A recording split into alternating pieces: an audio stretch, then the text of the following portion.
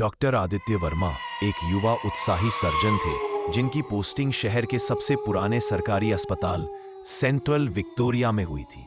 यह अस्पताल अपनी पुरानी इमारतों और अजीब-गरीब अफवाहों के लिए मशहूर था।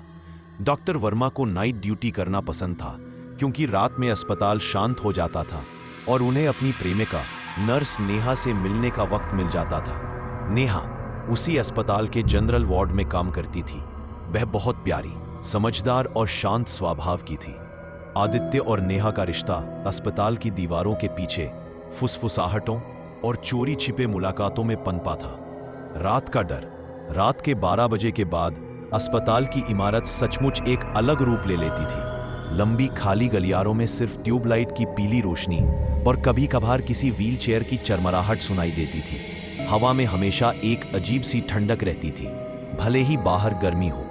यह ठंडक अस्पताल के किसी भी कोने से नहीं आती थी, बल्कि लगता था जैसे वह सीधे जमीन से रिस रही हो। एक रात लगभग 1:30 बजे डॉक्टर वर्मा ने नेहा को स्टाफ लाउंज में बुलाया। यह लाउंज थोड़ा अंदर की तरफ था, जहां बहुत कम लोग आते थे। तुम्हारे बिना ये रातें काटना मुश्किल है नेहा, आदित्य ने फुसफुसाते हुए कहा और उसने नेहा का हाथ अपने हाथों में ले लिया। नेहा मुस्कुराई। डॉक्टर साहब, अगर किसी ने देख लिया तो?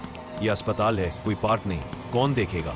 यहां तो लगता है जैसे हम दोनों और ये दीवारें ही जिंदा है, आदित्य ने शरारत से कहा और नेहा को नजदीक खींच लिया। तभी लॉन्च के ठीक बाहर वाले गलियारे से एक आवाज आई। पहला खौफनाक इवेंट, किसी भारी चीज के घिसटने की आवाज, जैसे कोई बहुत वजनदार चीज फर्श पर घसीटी जा रही हो। यह आवाज धीरे धीरे लेकिन निश्चित रूप से उनके लॉन्च के दरवाजे की तरफ बढ़ रही थी। दोनों तुरंत अलग हो गए। दिल जोर से धड़कने लगा। आदित्य ने दबे पांव दरवाजे के छेद से झांका। गलियारा खाली था, बिल्कुल खाली। कोई स्ट्रेचर नहीं, कोई सफाई कर्मी नहीं, कोई मरीज नहीं। क्या था वो? नेहा ने कांपती आवाज में पूछा। आदित्य ने माथे का पसीना पोंछा। पता नहीं, हवा होगी शायद। चलो तुम जाओ, मुझे राउंड लेना है। वह इस घटना को थकान या मन का वहम मानकर टालना चाहता था, लेकिन नेहा की आंखों में भी वही डर था। अगली रात डॉक्टर वर्मा अकेले सर्जरी वार्ड से बाहर निकल रहे थे। वह चौथी मंजिल पर थे। उन्होंने लिफ्ट के लिए बटन दबाया। जब लिफ्ट चौथी मंजिल पर रुकी तो उन्होंने देखा कि वह पूरी तरह खाली थी, लेकिन लिफ्ट के अंदर एक अजीब सी सड़ी हुई नम गंध आ रही थी, ठीक वैसी ही गंध जैसी पुरानी बंद तहखानों में आती है। दूसरा खौफनाक इवेंट, जैसे ही आदित्य लिफ्ट में घुसे उन्होंने तीसरी मंजिल का बटन दबाया, लेकिन लिफ्ट चलने से पहले उन्होंने देखा कि किसी ने दूसरी मंजिल का बटन दबा दिया है और वह चमक रहा है। आदित्य चौंक गए। उन्होंने पीछे मुड़कर देखा। वह अकेले थे, कोई दूसरा इंसान लिफ्ट में नहीं था। अचानक लिफ्ट के बंद दरवाजे के शीशे पर उन्हें एक धुंधली परछाई दिखी। यह एक इंसान के कद की परछाई थी, लेकिन इसका सिर एक तरफ झुका हुआ था और यह परछाई धीरे धीरे उनके नजदीक आती दिख रही थी, जैसे कोई अपनी उंगलियों से दरवाजे को छूने की कोशिश कर रहा हो। आदित्य ने चीखते हुए तुरंत जोर से दरवाजा खोलो का बटन दबाया। लिफ्ट रुकी और दरवाजा खुला।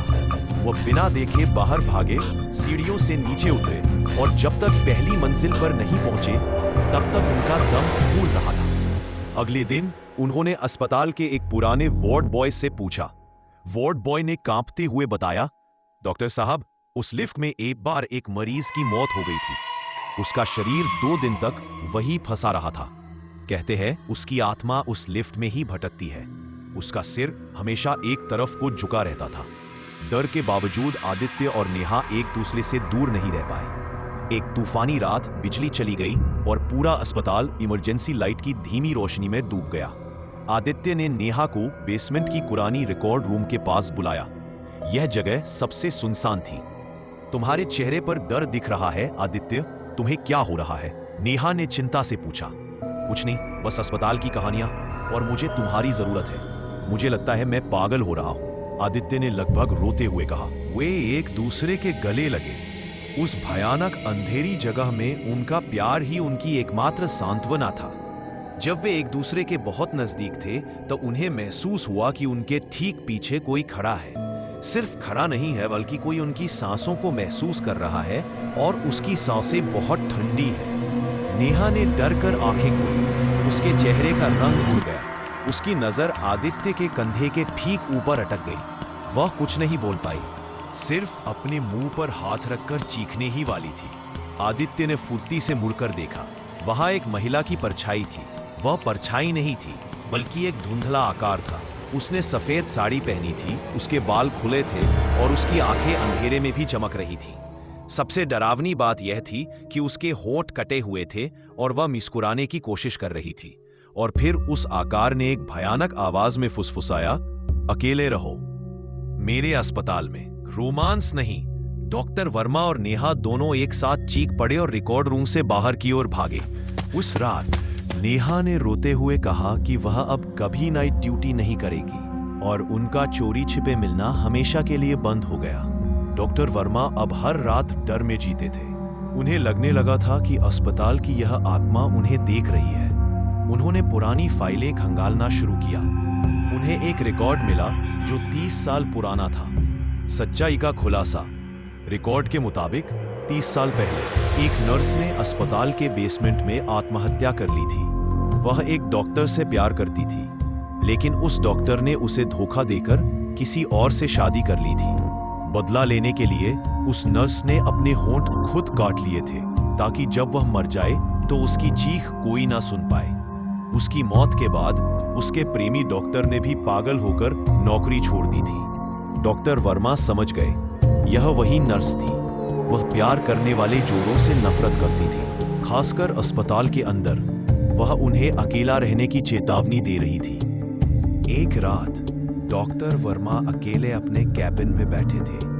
वह दरवाजा अंदर से बंद करना भूल गए थे। अचानक कैबिन का तापमान 0 तक गिर गया। उनकी मेज पर रखे कागज खुद ब खुद हवा में तैरने लगे।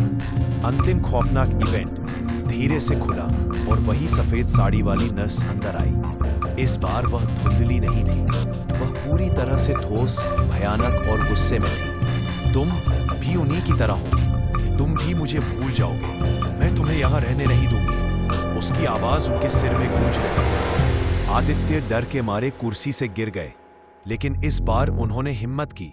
उन्होंने चिल्लाकर कहा, हम तुम्हारी तरह नहीं है। नेहा और मेरा प्यार सच्चा है। तुम अकेली हो, लेकिन हम हमेशा साथ रहेंगे। तुम्हारी कहानी अब खत्म हो चुकी है। जैसे ही उन्होंने ये शब्द कहे, उस नर्स की आकृति उनके सामने जोर से रोने लगी।